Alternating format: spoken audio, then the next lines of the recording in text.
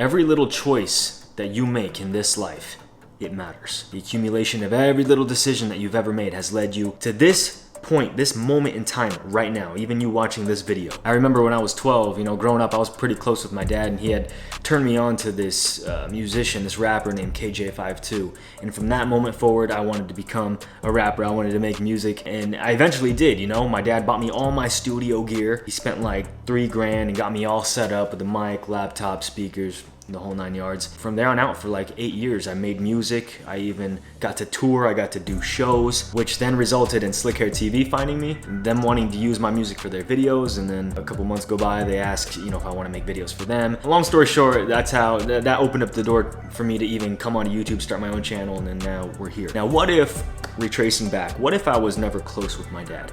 What if I was like a rebellious teenager and I wanted nothing to do with him? I even remember a specific moment in time. I had a friend who said, why do you always listen to your dad? Why do you always, like the things that he likes, and why do you always kind of like just follow him? And he kind of made me feel stupid about it. And not to kind of go off track here, but that friend eventually, he's kind of living a sad little miserable life. But anyways, what if I decided to go that route? What if I decided to just listen to degenerate music and follow all the trends that my peers at school did? What if I started drinking and doing drugs like them? What if I started living for pleasure rather than purpose? My life would have ended up drastically different, just based off of one singular choice that I made when I was 12 years old. Now, I don't know if I've ever told you guys this, but my biggest fear in life is settling. Settling for less than what I knew I was capable of achieving. The last thing I want is to be on my deathbed looking back at my life and thinking to myself, man, if I coulda, woulda, shoulda. The thought of that terrifies me, bro. So if you're like me and you want to not just survive, but you want to live a full, powerful, big life, then strap in. Let's discuss some major life lessons that most men learn too late in life. Number 1, do not forsake wisdom. Now, there's a quote that I saw this morning actually, and it said, every decision leads to wisdom. No, it don't.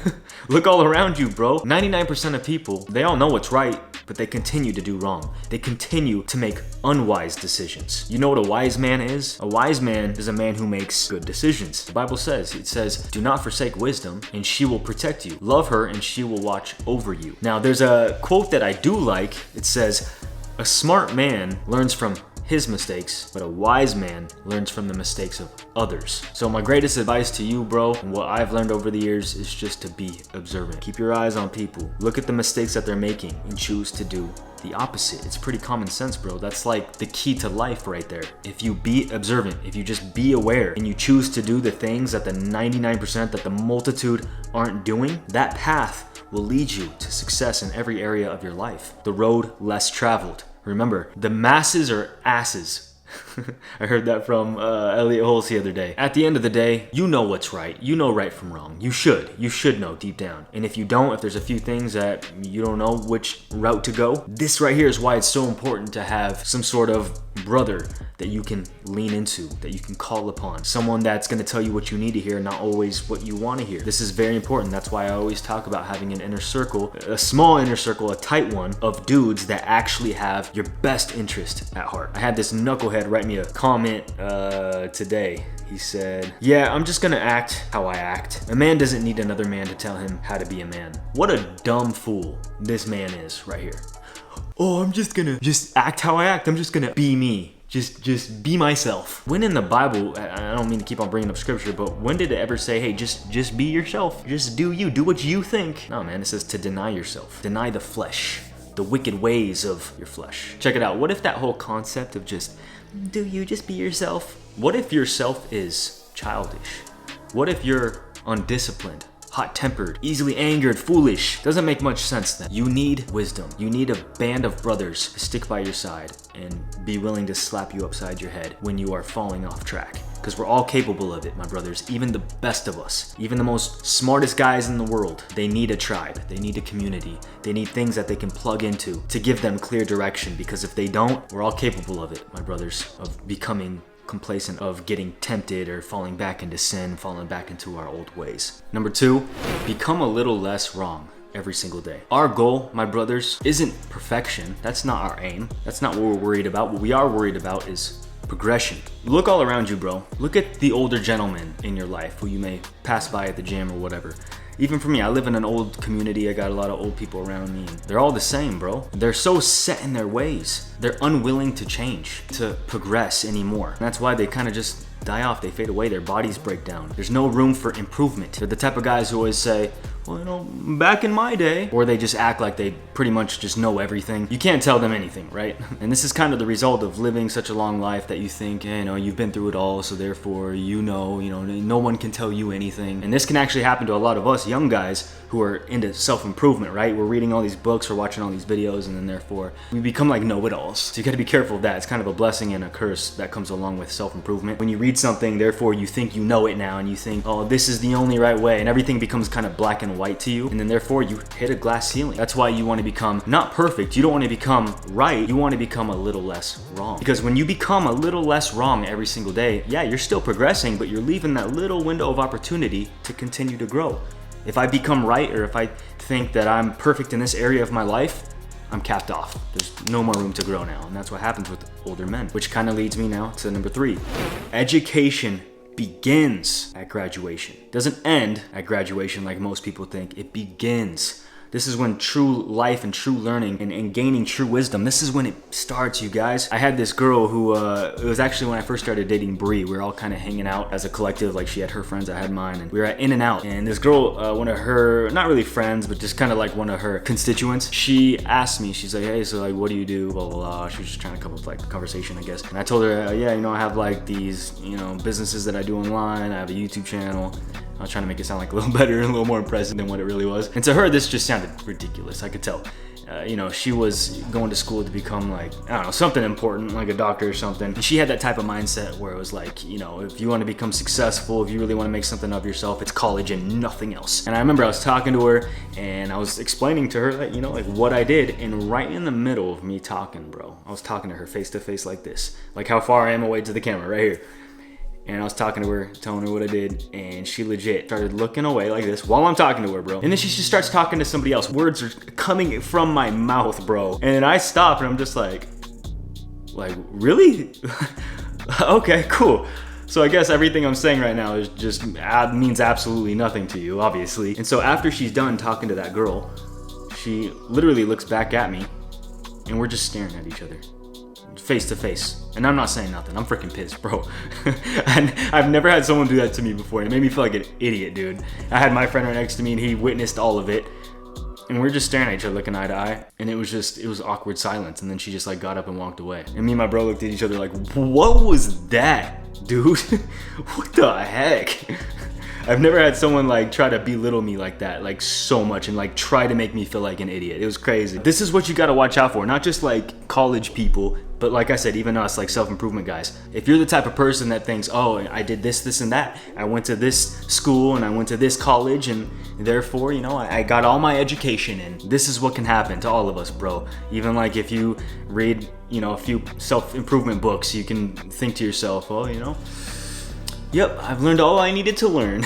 So what you and I gotta do as men, even if you did go to college, even if you read 30 books this last year on self-improvement, you gotta think to yourself, what's my homework for today? What do I need to improve on? What do I need to go to the next level on? You always gotta be learning something. And see, this is what happens, man. This is what school did to us when we were little boys. It taught us to hate homework. For instance, for me, I don't mean to go on another story, but I remember back in middle school, these teachers, bro, they would give us so much homework. I mean, like, we're already going to school for like 8 hours learning. I was just dreading every single moment of it because most of the stuff I was just so uninterested in. And then on top of that, we got like 4 hours of homework. So by the time I'm done learning, I'm done doing homework and all that, I have to go to bed and I have to just get right back to it in the morning, all over it again. So this is the kind of pattern that was set into each one of our lives, and we got to kind of relearn this. So what I've kind of done now in my own life to really enjoy this process, enjoy homework and continuing to learn and progress, is I've attached learning to basically my purpose. And what's my purpose? It's being useful, it's helping you guys, it's being a good husband. And so therefore I got responsibilities now, bro. Not only my wife that's expecting me to show up day in and day out, but I also got you guys expecting me to show up day in and day out. I got you guys relying on me to constantly bring you new content, new ideas, new wisdom. So I gotta constantly be diving in the books. I gotta constantly be watching content that's gonna help me grow so that when I attain that knowledge, I can pass it on to you. And now I've made a lifestyle, I've made a business out of it to where not only are you guys benefiting, but I'm benefiting, I'm earning money, I'm building a nice lifestyle for myself so that way I can kind of keep the machine running. I can keep on continuing to pump out more content to you. But the second I take my foot off the gas, the second I start to not invest my time into the books, the second I stop doing my homework, this machine eventually is gonna start running out of juice, running out of power. And that goes with every area of my life, not just here on YouTube, but my marriage, my friendships. Eventually when I have kids here soon within the next few years. As a man, I have to constantly be educating myself, growing, progressing, or else those areas of my life, those pillars, they won't bear any more fruit. Everything will start to eventually just wither away. So do your homework as a man, constantly educate yourself, even if it's 1% better every single day. Hey, those 1%, they add up and they'll create a beautiful lifestyle for you. Number 4, saving money will never make you money.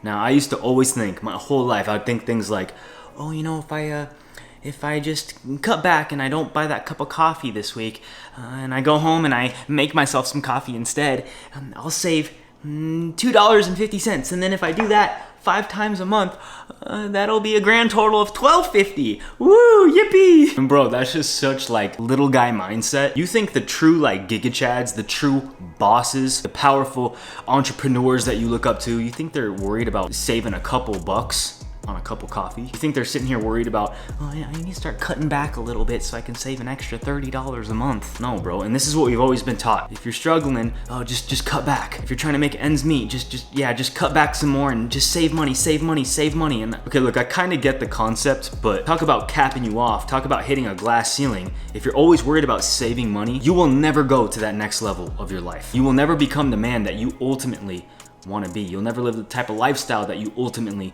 want to live. You'll never be able to give your family the type of lifestyle that you really want to give them. So instead of worrying about, oh, I need to just save money. No, how about you focus on making money? If you're sitting here so worried about, oh, that's just too much money, I can't buy that. Instead of saving more money, how about you actually go out and make more money? You make enough money to where you can buy 2 of those, 3 of those. I could buy my wife, her friend, my whole family a cup of coffee, no problem. And while I'm at it, I can throw in a couple cake pops in there for their kids, some breakfast sandwiches for everyone. Basically, I can go out and not only bless myself, but I can go out and bless as many people as I want. So that whole concept of, yeah, I gotta save money, I need to cut back. That's actually, if you really think about it, like kind of later down the road, it's actually kind of like a selfish thought. How about you actually build something, build a business, do something, build a machine that actually generates you more money more quicker. And I know a lot of you guys are thinking, oh, but Dre, money's not everything. I used to think that all the time. I remember I told my father-in-law, I told him this like early on when I first met him. I said, life isn't always about money. That was my exact words. Because he's like a pretty rich, wealthy guy, and I was kind of like trying to prove a point. And I look back and I'm just thinking to myself like, bro. We had a conversation about this a couple weeks ago. I was just like, bro. I told him, yes, sorry about that one, bro. That was such a little guy mindset. And we just both got a crack out of it. The thing that's funny about all that concept of life isn't about money, it isn't. Life isn't about money. Life is about time, spending time with your wife, spending time with your kids, your family. Life is about wealth. But in order to have wealth, in order to have time with your kids, you need to be making money, bro. Why would you slave away at some job you hate, giving all your time and attention to some stupid boss that literally says you're easily replaceable, rather than give all that time to your wife, to your kids? It just doesn't make no sense to me. That's why right now, you guys being, as young as you are, you need to build a life for yourself right now. Time is of the essence. Take the next 5 to 10 years and build up your empire. That's exactly what I'm doing right now.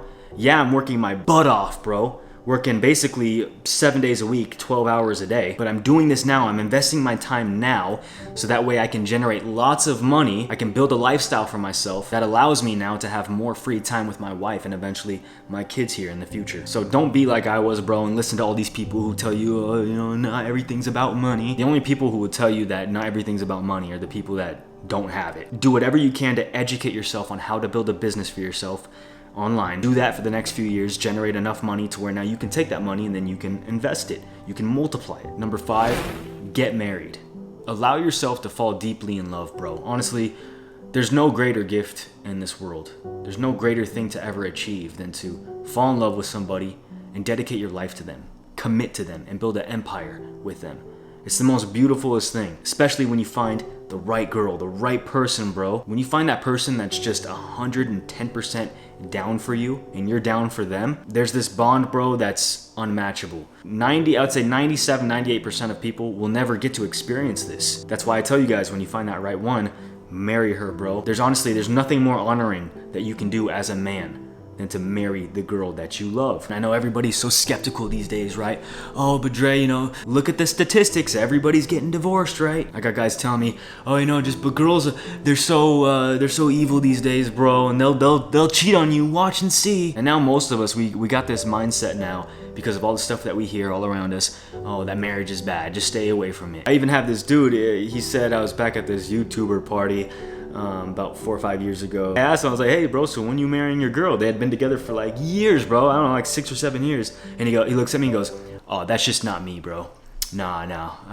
And she's looking at him. She says to me, I want him to. I want him to ask me. I want him to marry me. And he's like, nah. He looks at her and he looks back at me and he goes, that's just not me, bro.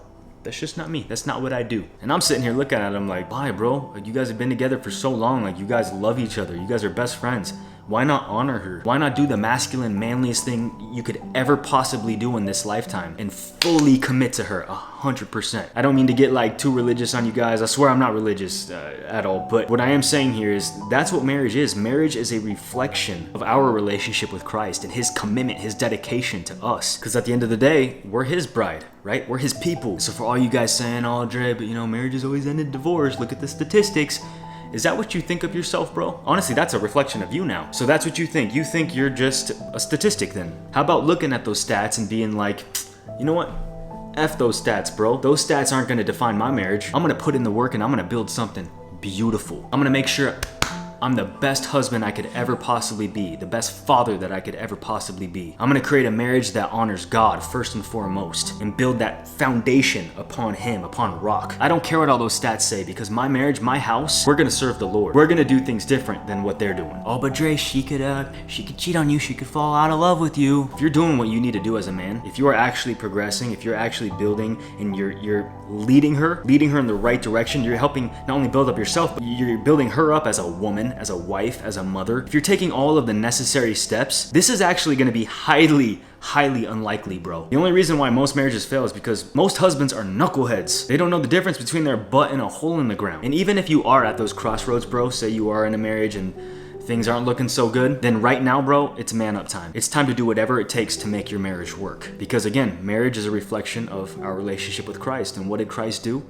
He came down and he died for us. He died for his bride, even when she didn't love him back. Number 6, don't be dumb. Don't be dumb, bro. I know it sounds kind of funny, but when you really look up the definition of dumb, you know what it means? It means unwilling to speak, being silent. As a man, especially in this day and age right now, you can't be silent, bro. If you're unwilling to stand for something, you're gonna be willing to fall for anything. Like me right now, bro, I know a lot of you guys, you don't like me talking about Jesus. Oh, Dre, that's too religious, huh? Blah, blah, blah. First of all, I ain't religious at all. I just have a relationship with Christ, and I'm unapologetic about it. God has called me specifically to rise up and to speak out, to build up his kingdom, even first before my own kingdom. In these days, bro, we got a lot of men who are unwilling to stand up, to rise, to speak up, to speak about Christ. We got dudes who are so...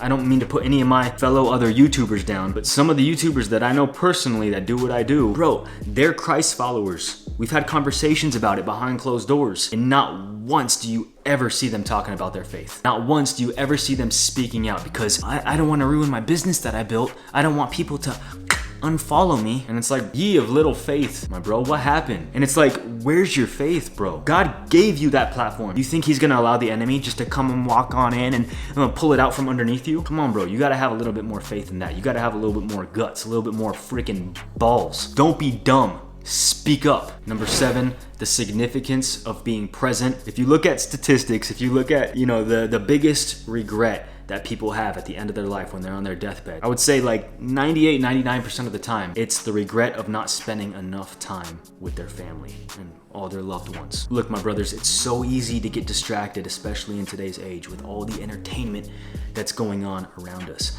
I could spend 1 hour or 2 hours on TikTok on my freaking couch just laying back, swiping, and just hours are going by. Literal chunks of my life are going by. I could have took my wife out on a nice little date, a nice little picnic. Even like with my dog, bro. My dog, who's laying right here, I don't know if you guys can see her, literally waits for me all day long while I'm like recording videos and working. She waits for me to go out and take her on a walk or play with her. I know it sounds kind of funny, but like when I look back on her life, when she goes and she passes on, I know I'm gonna look back and be like, man, I wish I would have edged out a little bit more time for her. And so lately I've been trying to make certain adjustments to where I spend a certain amount of time each night playing toys with her, playing catch or whatever. So I know that seems probably like real insignificant to a lot of you guys, but I don't know, she feels like my daughter almost, bro. Like I don't have kids yet, so I know it probably doesn't compare to that, but I still love this dog, bro. So anyways, what I'm trying to say here though is time is of the essence, and we as men, we gotta learn how to be more present. You even got like feminists who constantly push the idea to women that your top priority should be to get a career and be a boss, and if you do that,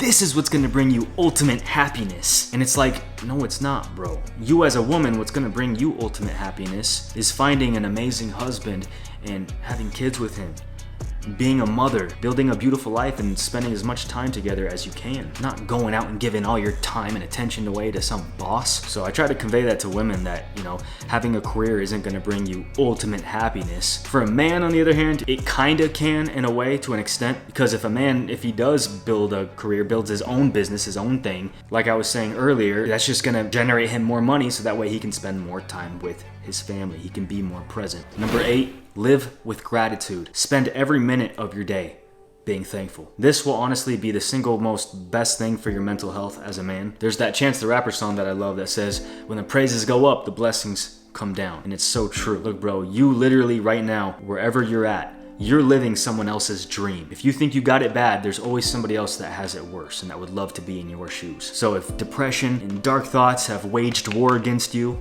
fight back with gratitude. Fight the good fight.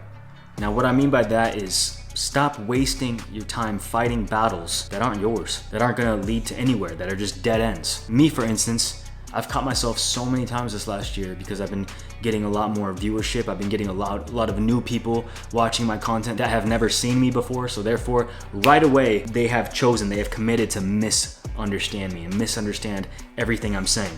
And so I've caught myself so many times sitting there and trying to reply back and try to prove to them that I'm not actually a bad guy. Like, listen, hear me out. This is what I mean. And I'll sometimes attack back. I'll get all mad, and I'm fighting all these battles that aren't mine. I'm not fighting the good fight. I'm fighting bad little dumb fights. And at the end of the day, what does it do? Nothing.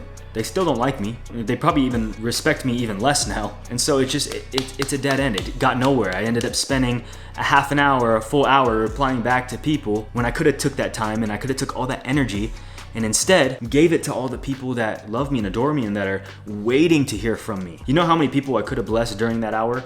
There's some people where, that are huge fans of mine, and when I write back, they're like, bro, that means so much. Like, thank you for taking time out of your day to message me, and they actually appreciate my time. So why would I give that time away to someone that doesn't even appreciate it, that absolutely hates me? Doesn't even make sense. So I've been having to kind of learn this the hard way, and I've been kind of having to really adjust myself. I'm not perfect by any means, but I have gotten a lot better. I have progressed in this area within the last 2 or 3 months. But this kind of goes back to the last tip of, the significance of being present. Why would I give all my time and energy to all these knuckleheads rather than being present with the people that love me, that appreciate me? So fighting the good fight basically means stop getting distracted, bro. Don't worry about trying to convince yourself to people that are committed to misunderstanding me. Instead, fight for family, fight for honor, fight for purpose, for God, for love. Those are the things that you should be fighting for. So with that said, take this stuff serious right now, my brothers. Don't wait. Don't wait for tomorrow. Don't wait for next week. Don't wait 5 years from now, 10 years from now. Don't wait till you're on your deathbed looking back and realizing,